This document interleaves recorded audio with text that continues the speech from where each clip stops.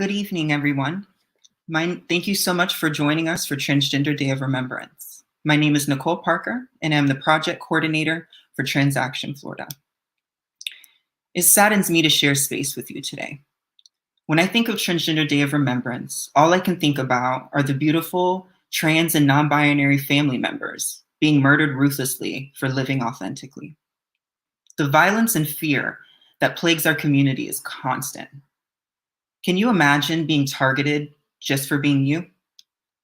The goal of life is to be happy and live authentically. But how can one focus on that when people seek to hurt you for those exact things? This year has been the deadliest on record for trans and non-binary people. 37 individuals in the United States alone have been murdered that we know of. I want to repeat that we know of. It's reported 350 plus trans individuals around the world we've lost also. So many more of our family are being slaughtered and being misgendered and not recognized by their proper name and pronouns. We all know too well how the media works, and without thinking, trans individuals are reduced to headlines like man in women's clothing or men in a wig. This is one of the reasons the stigma is so significant when it comes to trans identities. The media teaches people what to think. And if they're misgendering us, dead naming us, using the wrong pronouns, how can we expect society not to? Why does the community come together every year to recognize Transgender Day of Remembrance?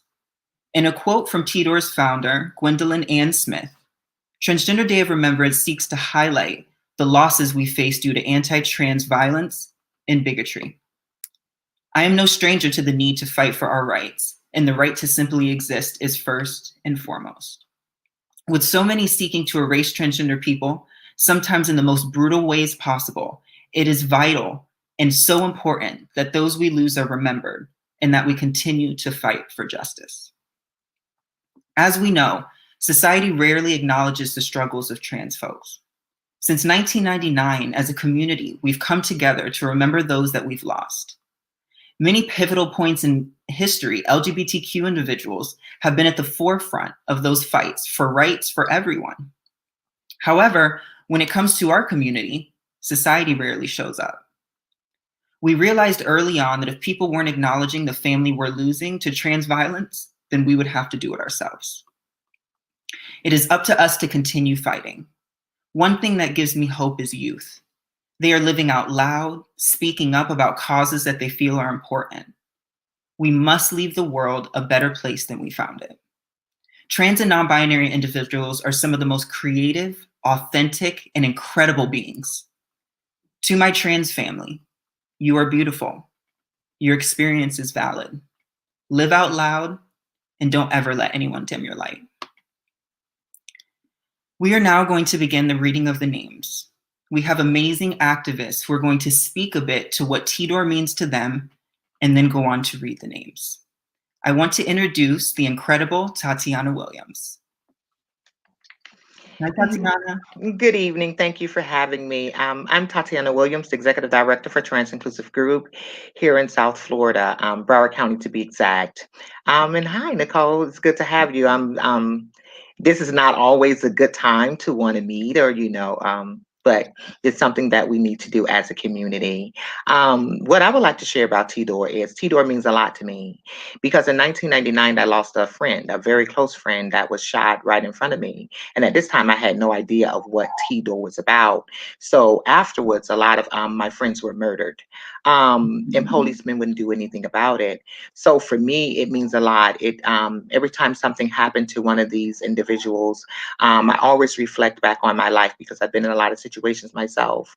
So I think that it's important that we as community members, all community, come together and support our siblings in this time. There's so many things that need to happen, structural, institutional, to bring about change. But I'm just hoping with this awareness that we can find some way to eradicate some of the things that are happening within our community. So would you like me to read the names? Yes. Okay. The first name is Dustin Parker of McAllister, Oklahoma.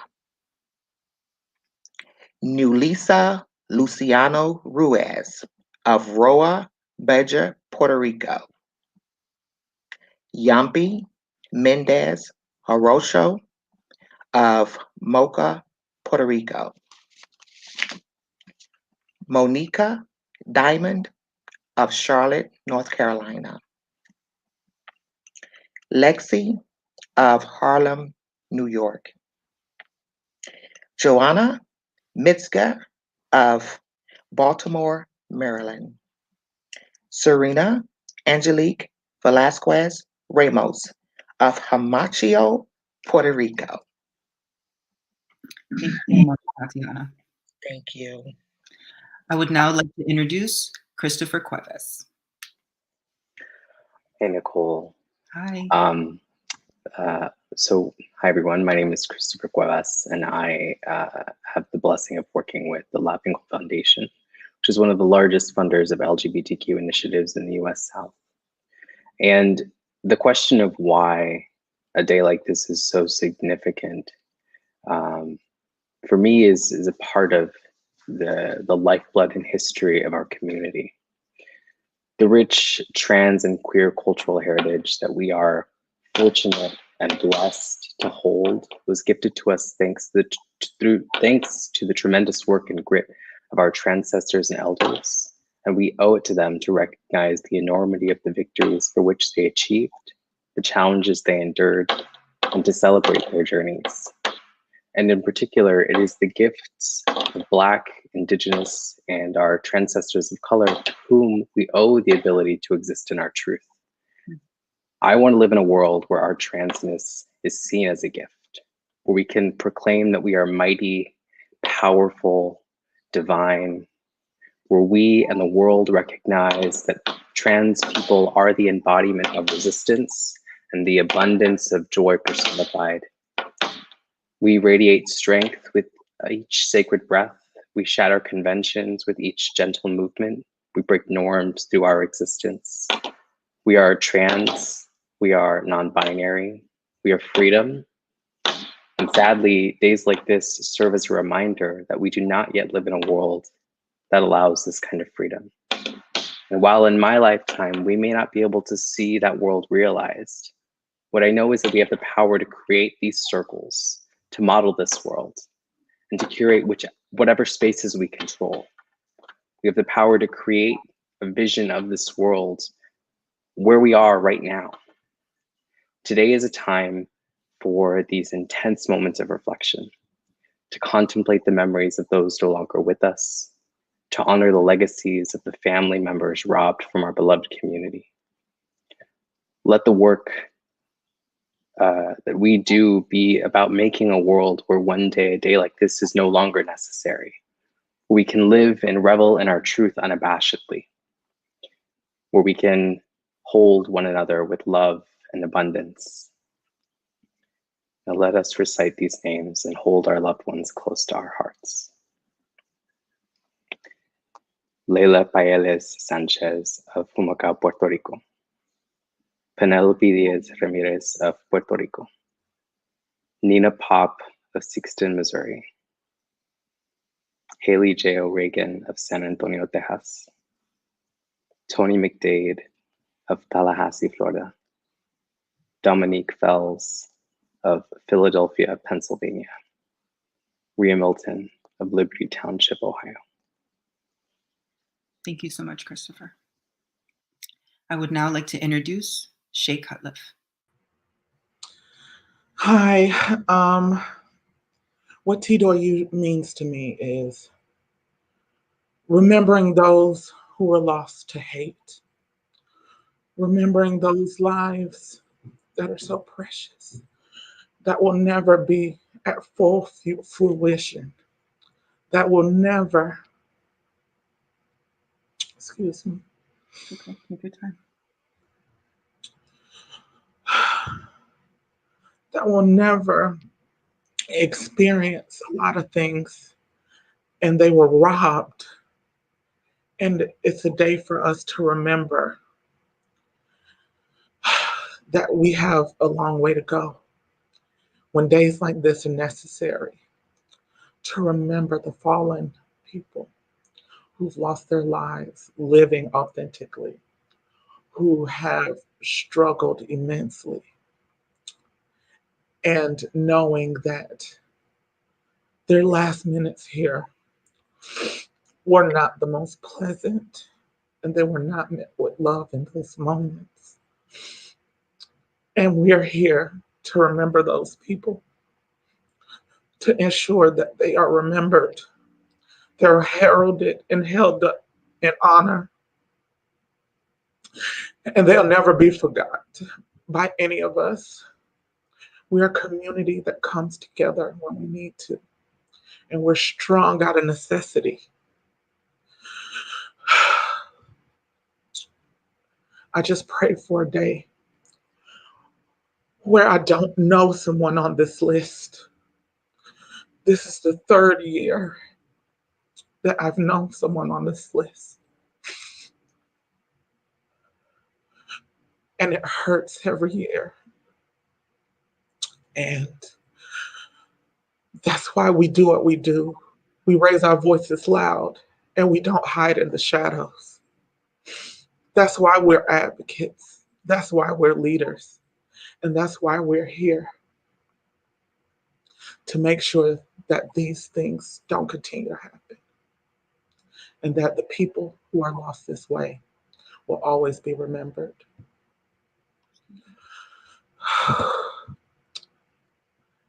This year, we speak to Jane Thompson of Mesa County, Colorado, Selena Reyes Hernandez of Chicago, Illinois, Brayla Stone of Little Rock, Arkansas, Mercy Mack of Dallas, Texas,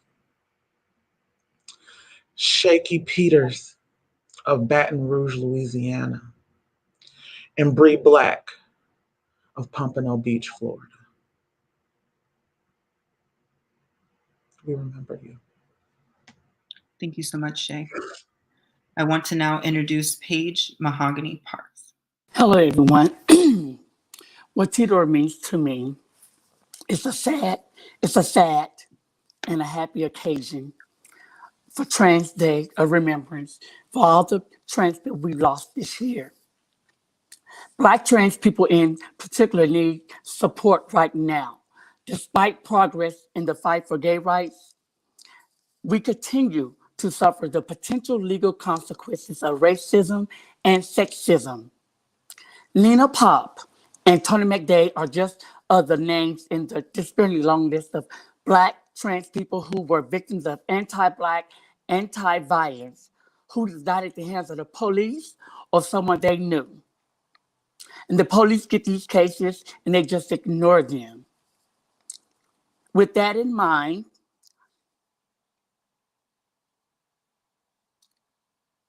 I celebrate the lives of the women and the transgender women and transgender men of color that were murdered this year. And I will begin to read the names. I'll begin to read the names now. Summer Taylor of Seattle, Washington. Marilyn Monroe Cazares from Brawley, California. Brian Egypt Powers from Akron, Ohio. Diora H. Ova from Bronx, New York. Quisha D. Hardy from Baton Rouge, Louisiana. And Aja Raquel Roan Spears from Portland, Oregon. Keith Sands from Lafayette, Louisiana. Thank you, guys. Thank you so much, Paige. I would now like to introduce Kent Marrero. Thank you, Nicole. My name is Kent, like Nicole said. I'm with Q Latinx, and when I was asked to speak on this day and talk about what it means to me, I was asked to speak from the heart, and I didn't know exactly what I was going to say because there's so many complex emotions with this day, like you've heard. So I'm just going to get right to it. I ended up just writing and ending up with this poem, so I hope you get something out of it. Transitioning remembrance. Exhaustion is my reality as I navigate the waters of forced vulnerability. I'm constantly explaining the functions behind my identity, my culture, my gender, my pride. I placate a society entitled to my life. I listen as they debate whether my existence deserves any rights. An intrinsic truth to me and foreign to a world brainwashed to believe that the antiquity of my gender, which predates Western beliefs, is somehow new, somehow bold, somehow foreign, somehow needing twisted fixing. I am more than what my colonizers left me. So I open up to outward questions, many grotesquely reprehensible and offensive. I push aside my apprehension, hoping, praying, longing. The answers I give, the answers I provide, open up their eyes and lift the burden of reprise placed on anyone identifying outside accepted societal gender lines. Still, I feel unaccomplished, like no one hears our cries, like no one is listening, like no one wants to look inside. A blatant refusal to embrace our neuroplasticity keeps a burden squarely on my communities. Conversations regarding bathrooms abound while our killers go free, our names misspoken, our lives turn to token when we are silenced permanently. There is no justice when the victims look like me. No excuse can justify the number of deaths and how they multiply, or the countless times we're tossed aside. As we cry, we mourn, and we are forced to organize. Each year we gather, each year we beg, each year we demand the right to our lives. Each year we try to remind the world we are more than a name on a page, more than a headline. We are real people living real lives. The body count so high that we formed a visible day to bear, not to hide. We show our scars asking, demanding, hoping that you'll give us flowers before we die. Exhaustion is my reality as I force my own visibility with a singular question weighing heavily. Will they ever respect our right to basic dignity? The stories of our lives are deeply compromised when our narratives comprise not how we lived, but only how we brutally died. I am more than a number. I am more than a prize. I am a face with goals, a life with a wife. I am a person with a name, with pronouns, and I will not compromise my basic claim to human rights. So this leaves a question burning in my mind. How do we transition out of remembrance and transition into a world in which we thrive? It's a choice we all make when we decide that people's lives are worth more than basic fear and rhetorical lies. I demand to live, not just die. Exhaustion is my reality as we continue to fight for a basic right to not just live a life survived. The future is ours, so what will it be? Change is in your hands, so choose life by choosing cultural humility. Ariane Burnett of Missouri, Mia Green of Philadelphia, Pennsylvania, Micheline Ramos Vargas of San Germán, Puerto Rico, Felicia Harris of Augusta, Georgia, Brooklyn Deshawn of Shreveport, Louisiana, Sarah Blackwood of Indianapolis, Indiana, Angel Haynes of Tennessee, and Junie Carey of Miami, Florida. Thank you so much, Ken. I want to thank all of our amazing speakers. It's to hear, you can feel the emotion and hear the emotion. This day is so hard for all of us who identify as trans and non-binary, because as it's been said over and over, society doesn't see us sometimes, and it takes us to come together to remember our family, and it's up to us to remember our family. And as everybody on here says, I hope there is a day that we don't need Transgender Day of Remembrance. I hope that there's a day that people are celebrated for who they are, how they love, how they express. At the end of the day, we're all human. We all bleed red, and we all just want to find what makes us happy and live in the best way possible. Now I want to introduce Transaction's amazing leader, Gina Duncan. Thank you, Nicole, and a special thank you to the amazing community leaders who've spoken so eloquently this evening. Good evening, everyone. You know, every year in November, when Transgender Day of Remembrance rolls around, I find myself quite unsure how to feel. The day has meant many things to me over the years, each important in their own way, and attempting to settle on a single feeling about the day tends to be conflicting. So this year, today, Transgender Day of Remembrance 2020, as we come together as a community and remember the transgender and non-binary lives taken by anti-transgender hatred and bigotry, I'm not going to talk about one thing that Tidor means to me, but the many.